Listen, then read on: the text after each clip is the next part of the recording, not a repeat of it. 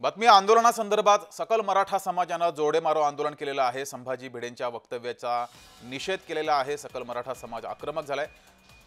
संभाजी भिडे यांनी रायगड किल्ल्यावरील वाघ्या कुत्रा आणि याबाबत वक्तव्य केले होते। त्या विरोधामध्ये सकल मराठा समाज हा आक्रमक झालाय।